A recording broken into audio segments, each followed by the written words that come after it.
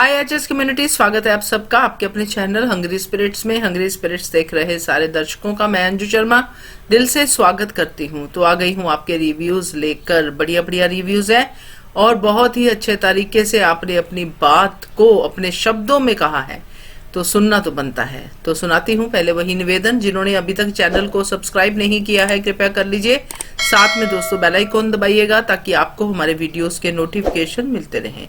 चलिए शुरू करते हैं अनुपमा से। जी मैं सोच रही अनुपमा के लिए हमेशा सर उठा के जीना चाहिए। अपने अपने कदम कभी भी पीछे हटना नहीं चाहिए।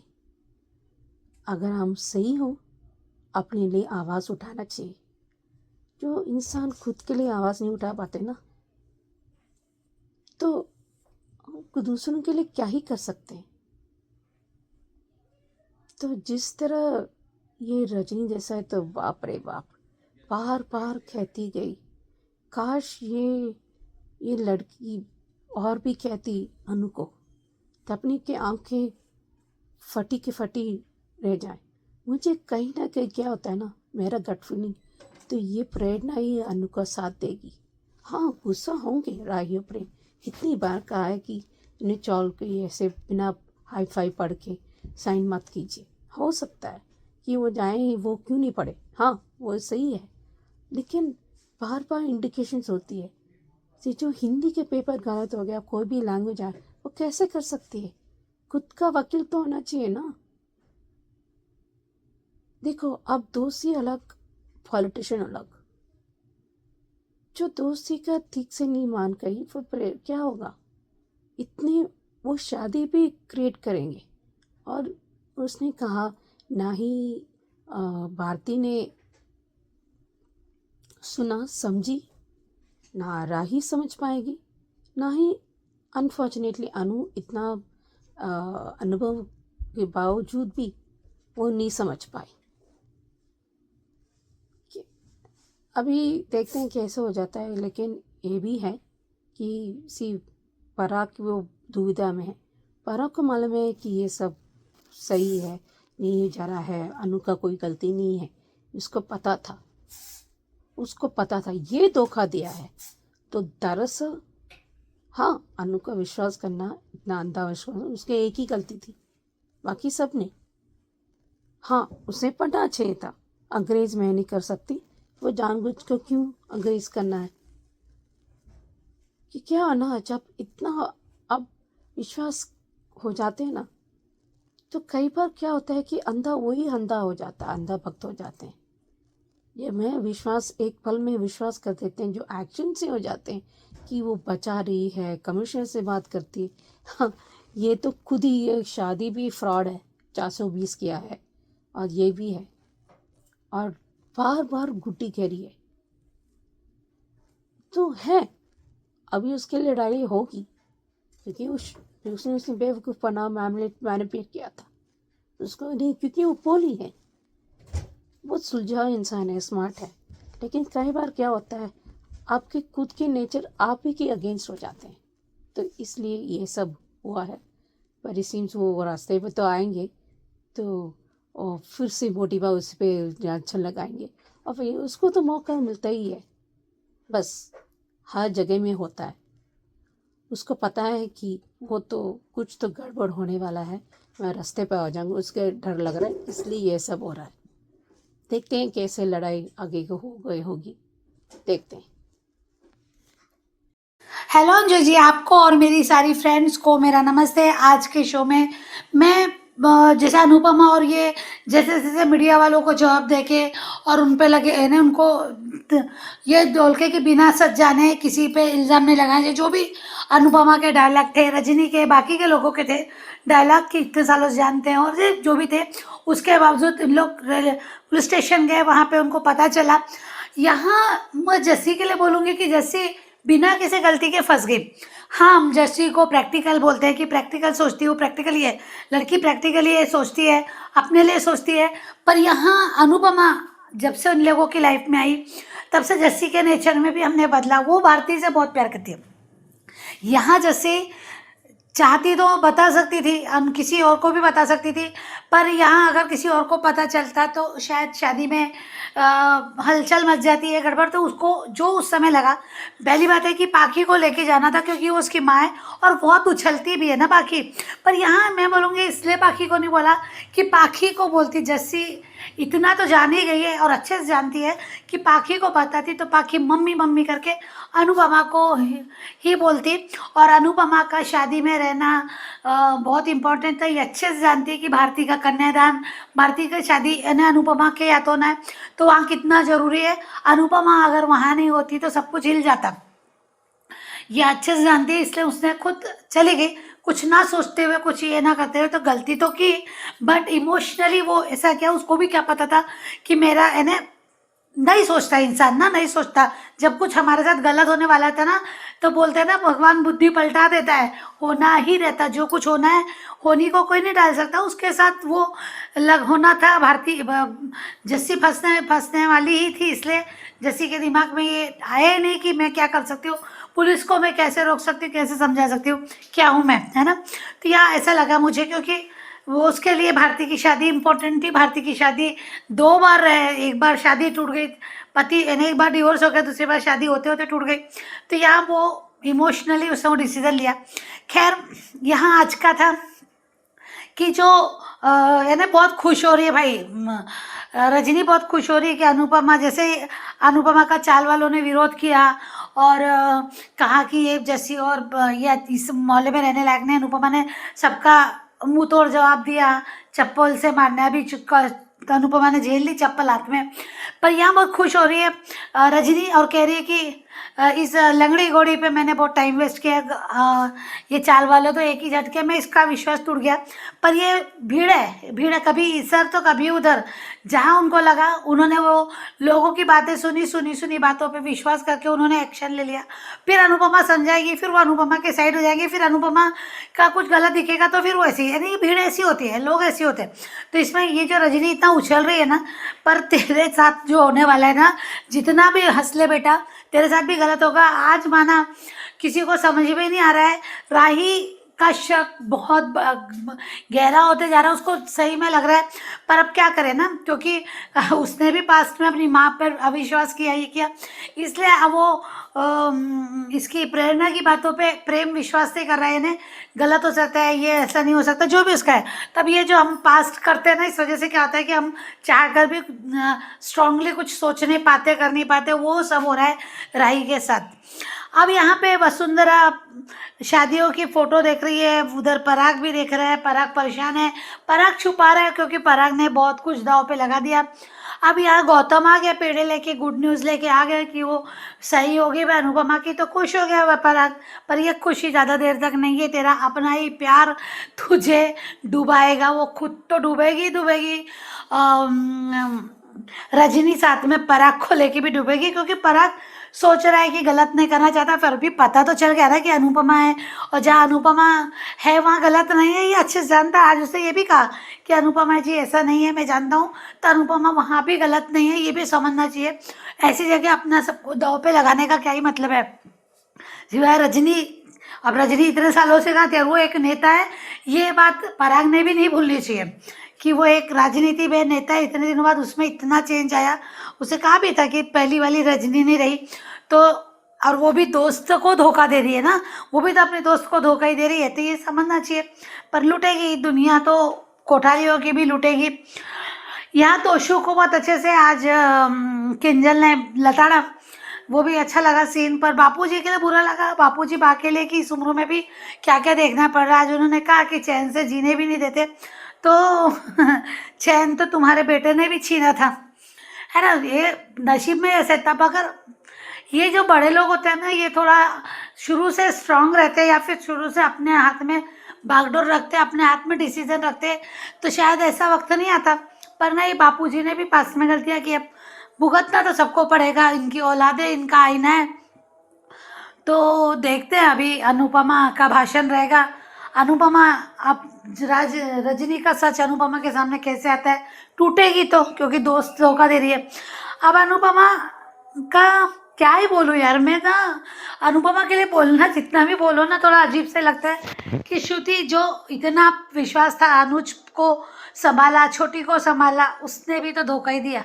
उससे भी तो रजनी अनुपमा को दोस्त कहा था, अपना वेल विशेष कहा था, सब कहा था, पर उसने भी तो उसके साथ बहुत गलत किया।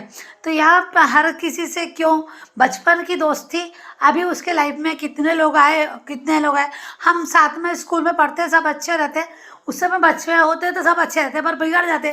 तेरे अपनी औलाद को देख ले, बचपन में क्या थे अब क्या है, पहले से थे वैसे, पर कुछ अच्छे भी थे, अब तो कुछ ज़्यादा ही है, क्योंकि अब पाप बन गया तो बेटी की तलाक की सोच रहा है, उसके पैसों पे अपना उल्लू सीधा करना चाहता है। तो यहाँ मुझे वही लग कहना है कि अनुपमा क्यों नहीं सोच पा रही, क्यों सब पे इतना आंख बंद करके विश्वास करती है, कब समझेगी।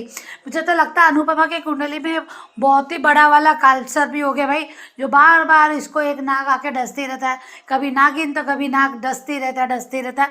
वो जहर निकालते रहती, फिर से चलते रहती, पता नहीं क्या कब खत्म होगा अनुपमा का ये, तो देखते हैं अभी आगे। Thank you so much Anju ji, thank you so much Naveen sir ji. Hello Anju ji, Naveen sir and all my friends, मैं ख्याति। आज का एपिसोड देखा? तुम किससे लंगड़ी घोड़ी कह रहे हो रजनी? जिस दिन तुम्हें अनुपमा का वो रूप दिखेगा जो तुमने आज तक नहीं देखा, अभी तो ये छोटी मोटी ही रूप देख रही हो तुम, जिस दिन असली चंडी रूप दिखेगा ना, उस दिन शायद तुम खून के आंसू रोओगी कि किस मनहूस घड़ी में तुम अपनी सहेली से मिली। और यहाँ पे प्रेम और राही दोनों जिस तरीके से आज प्रेरणा ने कहा अपने भाई से कि वो सिर्फ अपने फायदे के लिए सोचती है और तुम्हारी शादी भी अपने फायदे के लिए ही की है, तब राही ने कहा कि कोई भी बेटी अपनी माँ के बारे में इस तरीके से नहीं बोलेगी। तब प्रेम ने कहा कि पहले तुम भी इसी तरह बोलती थी, लेकिन एक बात है, प्रेरणा और राही के बोलने में बहुत फर्क है। अनुपमा वैसी नहीं थी जैसी रजनी है। रजनी मुंह पे कुछ और है और अंदर कुछ और है। वो कहते हैं ना, मुंह में राम बगल में छुरी वाली है रजनी, लेकिन अनुपमा बिल्कुल सीधी सादी और भोली है। इसलिए अनुपमा का रजनी देसाई के साथ तुलना करना गलत है। जमीन आसमान का फर्क है अनुपमा और रजनी में। और जिस दिन प्रेम तुम्हें ये पता चलेगा ना कि यही चौल तोड़कर टावर बनाने के लिए तुम्हारे पापा ने जिस बिजनेस में इन्वेस्टमेंट किया है वो यही चौल है, उस दिन देखते हैं कि तुम्हारे रिएक्शन क्या होंगे। क्योंकि तुम तो अपनी तरह से कोशिश कर रहे हो, लेकिन अभी तक तुम्हें उस चौल का भी नाम नहीं पता चला और कुछ भी अभी तक पता नहीं चला। लेकिन पराग कोठारी क्या कह रहा था, आज उसने ठंडी श्वास ली और इतने दिनों के बाद उन्हें सुकून की सांस ली है, जब गौतम गांधी ने कहा कि अब हम उस चौल को तोड़वाकर अपना काम शुरू कर सकते हैं। लेकिन अभी तक पराग कोठारी तुम्हें पता ही नहीं है कि रजनी ने किस धोखे के साथ अनुपमा के सिग्नेचर किए हैं। और ये बात तो कि गवाह तो प्रेम और राही भी है। जिस दिन ये सब बाहर आएगा उस दिन पराग कोठारी फिर से अपने बेटे से हाथ धो बैठेगा और उसके बेटे के लिए फिर से उसका बाप वही खलनायक हो जाएगा जैसे वो पहले था। खलनायक के नाम से उसने मोबाइल नंबर सेव किया था ना अपने पापा का, वही अब भी होने वाला है। क्योंकि जिस तरीके से वो कह रहा है गौतम गांधी से कि प्रेम और राही को पता नहीं चलना चाहिए, जब हम ये काम शुरू करेंगे उसके बाद हम बताएंगे, कि अभी किसी को पता नहीं चला कि उस चौल में अनुपमा जी रहती है। लेकिन तुम इन सभी गरीब लोगों की हाय ले रहे हो, तो वो तो तुम्हें लगेगी ही लगेगी, क्योंकि गरीब लोगों की हाय लेना यानी भगवान के साथ भी दुश्मनी ही ले रहे हो तुम। और वाह माही, अरे ओ बेशरम, तुम्हारे साथ ईशु, परी, अंश पड़े हुए हैं ना, कुछ तो आंखों में शर्म रखती। अगर वो लोग नहीं होते तो आज तुम कहाँ होती? किसी अनाथ आश्रम में। और चलो अनाथ आश्रम में नहीं भी होती तो बिन माँ बाप की बेटी ही रहती ना। माँ ने तो तुम्हें अपनाया नहीं है, आज तक देखा नहीं है तुम्हें पलट कर। तब कौन सी ये वसुंधरा कोठारी तुझे अपने घर की बहू बनाती? तुम्हारे ऊपर तो थूकती वो। जैसे राही के बारे में भी पता चला था तो वो नहीं अपनाना चाहती, लेकिन उसके पीछे तो भी अनुज कपाड़िया का नाम है। तेरे पीछे किसका नाम है? ना तो अनिरुद्ध तुम्हें अपना नाम दिया, ना वनराज शाह ने तुम्हें अपना नाम दिया। फिर बेशरम कही कि अपने भाई बहनों के ऊपर कीचड़ उछालते हुए तुम्हें शर्म नहीं आई? बेशरम। और वो भी ऐसी बेशरम औरत जो वसुंधरा कोठारी है, उसके सामने अपने नंबर बढ़ा रही हो। चुल्लू पानी में डूब मरो तुम और तुम्हारी दादी सास भी। और जिस तरीके से वसुंधरा तुम बोल रही हो कि अनुपमा ऐसे संस्कार देती, शर्म आनी चाहिए तुम्हें।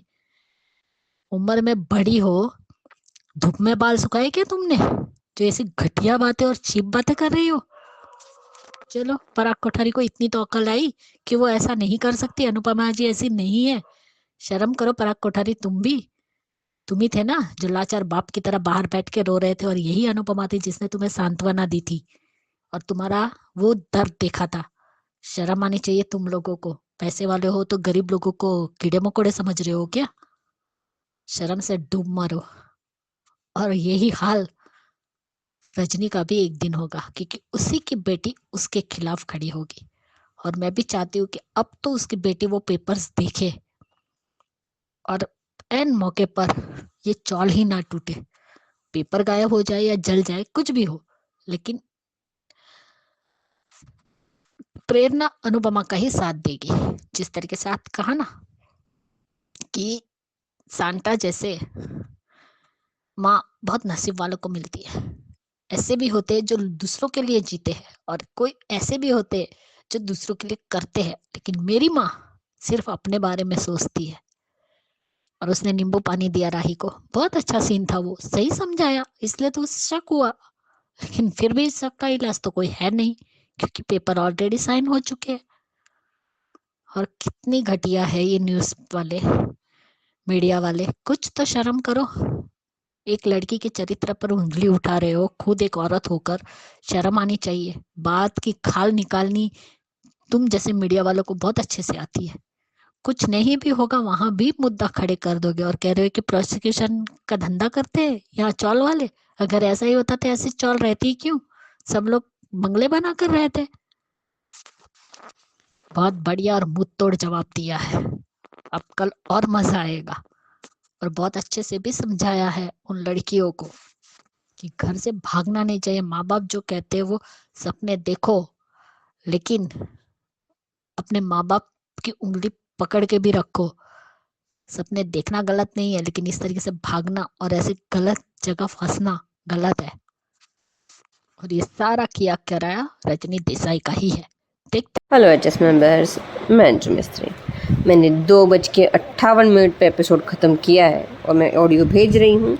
आपकी मर्ज़ी, ऐड करना हो तो करना, वरना मत करना, ठीक है। स्टार्टिंग का सीन तो पता नहीं क्यों मुझे कटा छटा ही लगा, तो मैंने स्किप मारा। वही फालतू के इल्ज़ाम कौन सुनता है। शुरुआत पराग और वसुंधरा से करूँगी। उसकी साड़ी का कलर बड़ा सुंदर था, मेरा फेवरेट है। लेकिन एक गले में वो मोतियों का रानी हार कौन पहनता है? कुछ ज़्यादा ही नकली मोती दिख रहे थे, अजीब लगता है। इतने में मिठाई का डब्बा आया और डब्बे के बाद करेले का जूस, यानी माही। ये मनहूस, क्या बोलूँ मैं इसको, चुड़ैल को कोई काम धंधा ही नहीं है। ये कैसी औरतें हैं इस सीरियल में, समझ ही नहीं आता। ये कितना गंदा और घिनौना बोलती। मतलब जो सच्चे प्यार के नाम पे खुदक पुदक पे अलग अलग घर में सबको ढूंढते रहती है, कभी प्रेम को, कभी आर्यन को और अब गौतम को। उसे अपना चरित्र सही लगता है। अपनी बहन के साथ जो पाल पोस के बड़ी हुई है वो उसे चरित्रहीन लगती है। कोई स्टैंडर्ड है या नहीं है इस लड़की का? मतलब ज़बान भी कैरेक्टरलेस होती है। हर बार शिकार खुद करती है और इल्ज़ाम अनुपमा पे लगा रही है। यार वसुंधरा भी किस टाइप की औरत है? कौन से खानदानी औरत ऐसी बातें करती? क्या उसे अब तक इंसान पहचाना नहीं आया? क्या नफरत में सब कुछ भूल जाना है? कि अब अनुपमा जी ऐसा ही काम करवाती होंगी। ये राम, मतलब तो दलाली बता रही है ये फालतू में। ये स्टैंडर्ड पता नहीं कहाँ जा रहा है इस सीरियल का। कल की एक बात मैं कहना रह गई कि जिस तरह से अनुपमा ने साइन करके दी और जो अनुपमा ने राही से कहा कि अब वो भारती की सास है, तो वो भारती की सास है, पूरे चौल वालों की सास नहीं है। जो चौल वाले की पूरी प्रॉपर्टी तुमने रजनी के नाम कर दी। अभी तक उसे पता नहीं है कि इसमें क्या लिखा है, पर बात तो यही हो जाएगी ना साबित। तोशु और किंजल वाला सीन लॉजिक सही था, बट एक्टिंग एकदम बकवास। सीन पता नहीं किंजल किस तरह से एक्टिंग करती है, दांत दबा दबा के, आवाज़ गले से घोट घोट के, इस तरह से एक्टिंग थोड़ी होती है यार। मुझे भेजो, मुझे देखो। और तोशु एकदम ठंडा बर्फ़ का गोला, कोई रिएक्शन ही नहीं, कोई एक्शन ही नहीं, कोई बदलाव ही नहीं। हमारी बेटी गलती करे तो गलती मम्मी की, ये वो, तुम्हारा पैदा होना ही दुनिया की गलती सबसे बड़ी। ज़्यादातर बाबा पूजी के सीन अफसोस करने वाले ही आते हैं और रिपीटेड है। वही पाखी, वही मम्मी, वही सिचुएशनल रिश्ता माँ बेटी का। काम निकला, कौन माँ कौन बेटी। ये रजनी, भरोसा, चौल, ये सब कुछ एक को साउंड में जा रहा है ना, मेरा दिमाग घूम रहा। तो मन कर रहा है जल्दी से इसको बर्बाद करे ताकि नया ट्रैक आवे। अनुपमा बर्बाद हो जाए, वो कहीं चली जाए और हम कुछ नया देखें। थक गई मैं इंतज़ार करते करते। अभी भारती की शादी है कि पता नहीं कोरोना वायरस ख़त्म ही नहीं हो रहा है। 1 महीने के ऊपर हो गया भारती की शादी करते करते। ईशानी और पाकी की सॉरी, कितना सॉरी, हर 4 लाइन में इसकी 4 सॉरी आती है। इसकी सॉरी ख़त्म ही नहीं होती है। कितना स्टॉक जमा करके रखा है इसने। इससे कुछ सीखो मत, बस सॉरी बोल दो और चलते बनो। फिर कांड करो, फिर सॉरी बोलो। देखो मैं गोल गोल बातें और नहीं करूँगी, क्योंकि मुझे पूरे एपिसोड में अच्छे से अच्छा सीन सिर्फ अनुपमा वाला लगा, लास्ट वाला, जो आधा है आधा कल हम देखेंगे। था तो बहुत सही, लेकिन अभी पता नहीं क्या होगा। ठीक है, अभी कल मिलते हैं। चलो बाय बाय। एक बात और मैं भूल गई कि हमारी बात हुई थी कि जो अनुपमा में नहीं आ रहा है वो क्यूकी में दिखा रहे हैं। अनुपमा अपने परिवार को नहीं छोड़ती, तुलसी परिवार को छोड़ के चली गई। अनुपमा अपने बच्चों को सज़ा नहीं देती, तुलसी पनिशमेंट देती है।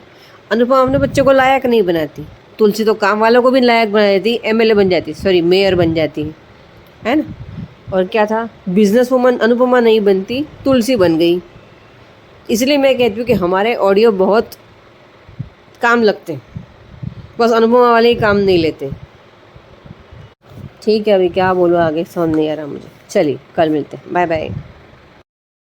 बिल्कुल आपने करेक्ट कहा सुचि जी, हम लोग भी यही बात कर रहे हैं लाइव में भी, अदरवाइज भी बात यही होती है कि इतने अनुभव के बाद भी अनुपमा क्यों नहीं रजनी को समझ पा रही। रजनी वैसे तो ऐसा मौका दे ही नहीं रही अनुपमा को कि अनुपमा 1% भी शक करे, मगर फिर भी जब इतना सब कुछ हो रहा है इर्द गिर्द, कान्हा जी इशारा कर रहे हैं, राही कह रही है, प्रेम कह रहा है, तो थोड़ा तो अनुपमा को अपने अनुभव से भी और बाकी सब बातों से भी इस तरफ ध्यान तो देना चाहिए था। तो बढ़िया रिव्यू आपका सुचि जी, थैंक यू सो मच। और वर्षा आपने भी सही कहा कि बिना गलती के फंस गई जस्सी, और अनुपमा की तरह ही उसने भी इमोशनल फैसला ले लिया, तो प्रैक्टिकल जस्सी इमोशनल होगी। अनुपमा की संगति का असर है, बिल्कुल सही कहा आपने। बाकी आपका रिव्यू भी बढ़िया, और ख्याति जी आपका भी बहुत अच्छा है।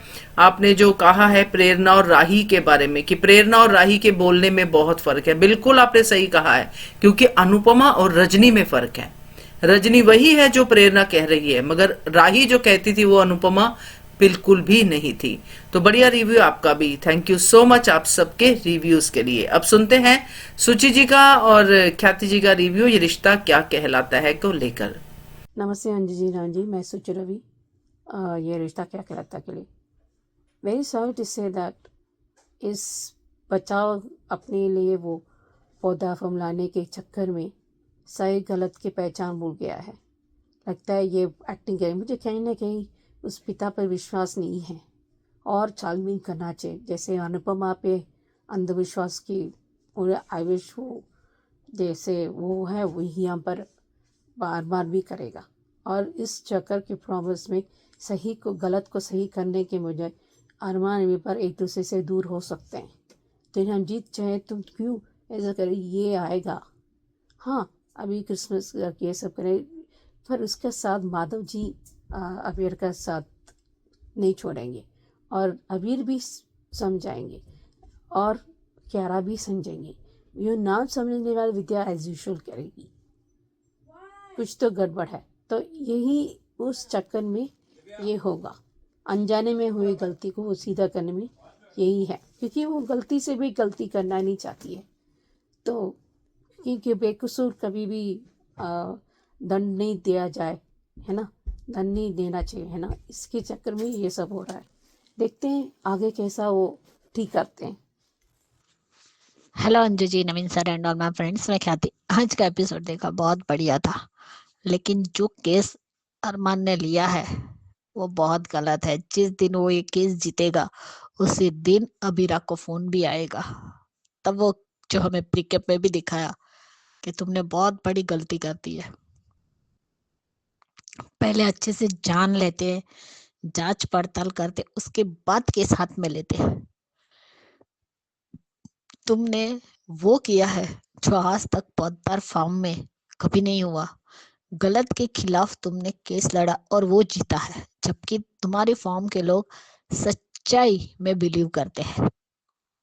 झूठे लोगों का केस नहीं जीतते, लेकिन जीतते। आज ही बीटीएस भी देखा और सास बहू साजिश में भी दिखाया कि जिस तरीके से सबको सीधा लग रहा है, तो अबीरा को शक भी होता है, क्योंकि अरमान मेहर के पापा से भी मिलवाती है, इसलिए वो वार्न भी करती है अरमान को कि जब इतना सब कुछ अच्छा लगे कि सब कुछ ठीक ठाक है, तो कुछ तो गड़बड़ जरूर है, और यही गड़बड़ के बारे में अबीरा को पता चलेगा।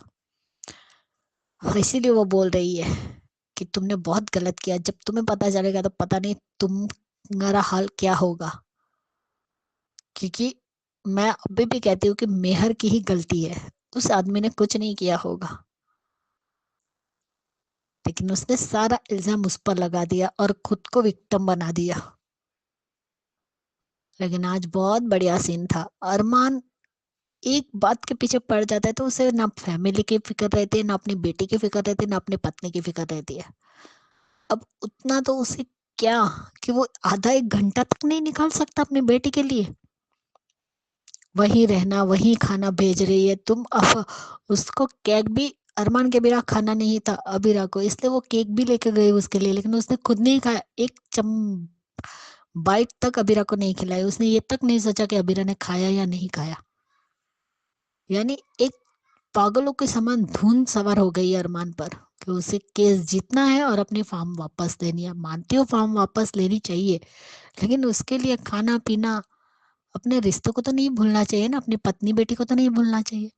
और वाह, ये देखो बेशरम क्रिश सारी शर्म बेच कर, और ये वही गुंडे है जो उसने उस अबीरा को छेड़ा था और उसी के साथ बैठ कर ये शराब पी रहा है। वाह, इसकी अकड़ अभी तक नहीं टूटी। किस हक से बोल रहा है कि वो फार्म मेरी है, मैं चला रहा था। तू तो अभी अभी चला रहा था, इतने सालों से तो तेरे पापा ने ही चलाई है, अरमान ने चलाई है, और मनोज चाचू ने भी चलाई है। कैसे भी छोटे मोटे केस जीतते होंगे, लेकिन फिर भी वो उनका भी कंट्रीब्यूशन है ही ना। तुम तो बाद में पैदा हुए, तो तुम्हारी कैसे हुई? तुम्हारे नाना के प्रॉपर्टी पर तुम्हारी माँ का हक है, तुम्हारा नहीं है कि तुम उनकी प्रॉपर्टी बेच दो। बेशरम, और सिर्फ दारू पिए जा रहा है, और अब ऊपर से उसने अभिरा की बेट लगा दी। इस इडियट को कुछ समझ में भी आ रहा है दारू के नशे में वो क्या बोल रहा है? और वो दोनों कितने साथी रहे, वो दोनों गुंडे, जिसने अभिरा की इज्जत दाव पर लगाई है इस क्रिश ने। छी, इतना घटिया कैसे गिर सकते हो तुम? इतना नीचे कैसे गिर सकते हो? हारेंगे तो गुंडे ही, क्योंकि जीतेगा केस तो अरमान ही। लेकिन अब उसने कहा, अमीरा ने भी, कि तुम्हारा गलत किया हुआ मुझे ही सही करना पड़ेगा। इसलिए अब शायद दोनों आमने सामने फिर जाएंगे, क्योंकि ये केस फिर से रीओपन होगा। अब देखते हैं। जैसे आज मेहर के पापा ने भी कहा कि आप चेक अमाउंट डालिए, तो उसने कहा जिस दिन मैं आपका केस जीतूंगा तब मैं इस ब्लैंक चेक पर अपनी अमाउंट डालूंगा, तब तक नहीं। बहुत प्यारा सीन था। वो मिलने आई तो उसने सेंटा बनने से भी इनकार कर दिया। उसे अपनी बेटी की भी नहीं पड़ी है, सिर्फ एक ही धुन है कि मुझे फॉर्म वापस लानी है, अपनी दादी साहब को फिर से उनका सम्मान दिलाना है। लेकिन उस सब में अभीरा और तुम्हारी बेटी का सम्मान कहाँ है? उनका प्यार, उनका वो तुम्हारे लिए इंतजार करना कहाँ है? आज जिस तरीके से मायरा भी नाराज नाराज हो गई थी, मतलब उदास हो गई कि उसके पापा नहीं आए। जिस तरीके से अभीरा ने उसे समझाया, बहुत बढ़िया था वो डांस, उन लोगों का नाचना गाना बहुत अच्छा था, अच्छा भी लगा। लेकिन ये जो पल होते हैं वो दोबारा नहीं आती। एक बार इंसान को ये भी सोचना चाहिए, सच में अबीरा बहुत मैच्योर है और वो अरमान से भी ज्यादा समझदार है देखा जाए तो। आज फिर से तानिया ने पूछा, सॉरी, तानिया ने संजय बंसल से पूछा कि बाबू कहाँ है, आपकी बात हुई? तो उसने मना कर दिया कि मेरी कोई बात नहीं हुई उससे, और ना ही मुझे उससे बात करनी है। वो कहाँ है, क्या कर रहा है, मुझे वो भी नहीं जानना है। अब वो पति है तो उसे तो फिक्र होगी ही। यहाँ पे अबीरा ने भी अपनी बुआ सास से, क्रिश की माँ से पूछा, काजल से पूछा कि क्रिश के बारे में कुछ पता चला? तो मुझे पता लगाना भी नहीं है। तो इस तरीके से आप अपने बेटे को अपने हाल पे छोड़ देंगी तो वो गलत रास्ता ही इस्तेमाल करेगा, सही रास्ते पे नहीं चलेगा। सही रास्ते पे लाने का काम आप दोनों माँ बाप का है, तो वो आपको करना चाहिए, अपना फर्ज तो पूरा करना चाहिए। लेकिन एक क्रिश भी टेढ़ी खीरी है, ये भी सुधरने वाला तो है नहीं। सब कुछ हाथ से चला गया लेकिन अकड़ नहीं टूटी भाई साहब की, अकड़ वही की वही है। कल लगा था कि मायरा शायद अपनी मम्मी से नाराज हो जाएगी, जो क्रिसमस ट्री वाली बात थी, लेकिन नहीं, आज ऐसा कुछ नहीं था। आज जिस तरीके से अबीरा कमरे में अपने कपाट में से कुछ निकाल रही थी, तब जिस तरीके से मायरा ने आके उसे डराया, बहुत प्यारा सीन था माँ बेटी का। बहुत क्यूट फाइट थी माँ बेटी की, दोनों ही माँ बेटी प्यारे लग रहे थे। सच में मायरा बहुत ही बड़ी अच्छी एक्टर भी है और बहुत अच्छा रोल भी उसने प्ले किया है। Bye guys, good night. Congratulations Mahima, तुम्हारी तरक्की हुई, इसी तरह तुम्हारी तरक्की होती रहे और तुम आसमान को छुओ, यही प्रार्थना करती हूँ। Congratulation, bye.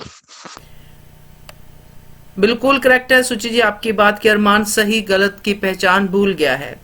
ये अरमान के साथ प्रॉब्लम है, इसकी नेचर की ये वाली है, क्योंकि अभी तो चलो प्रेशर है, फॉर्म वापस लेना बहुत प्रेशर है, सही गलत सोच ही नहीं पा रहा, जबकि सोचना चाहिए। यही चैलेंजिंग टाइम होता है जहां पे आपकी विजडम को परखा जाता है। तो अरमान तो इस चैलेंज में फेल हो गया है, अभीरा करेगी सही, देखते हैं। तो ख्याति जी का भी कहना सही है कि अरमान के सर पे धुन सवार हो जाती है तो वो कुछ नहीं देखता, और यही हो रहा है। बिल्कुल सही कहा आपने ख्याति जी कि उसने अपनी बेटी के लिए 1 घंटा भी नहीं निकाला, और देख भी नहीं रहा कि अभीरा ने नहीं खाया या क्या। तो जब प्यार का एक्चुअली टेस्ट होता है वहां पे अरमान क्यों फेल हो जाता है, ये मेरा हमेशा ही सवाल रहा है। यही टाइम होता है जब आपको केयर करना है, मगर वहां पे आप इतना ज्यादा अपनी धुन में सवार होते हो जैसे कि आपने कहा है, तो फिर आप सब भूल जाते हो, तो ये तो गलत है।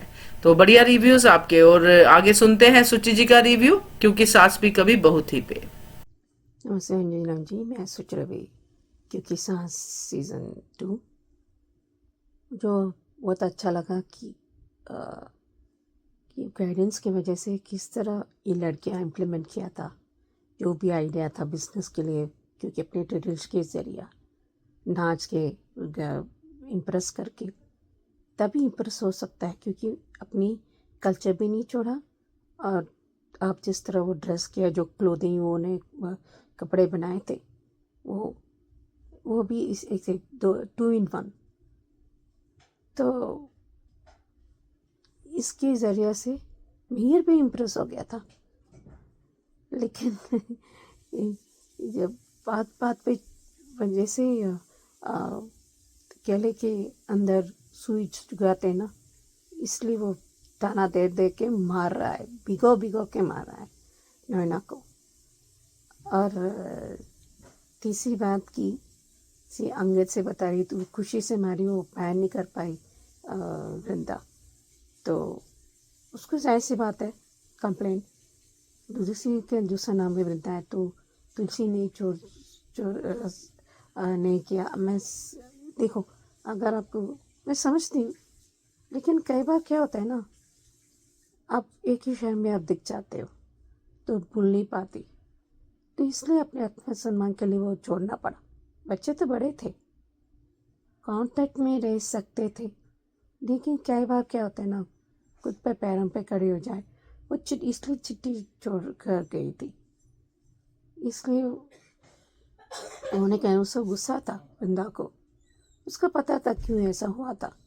लेकिन कई बार क्या होता है कि माँ को भी करना पड़ता है, हम उसको उन्हें प्रार्थना कर सकते हैं, उन्हें मिस कर सकते हैं, उनके गुस्सा हो सकते हैं, क्या आपको छोड़ सकते हैं?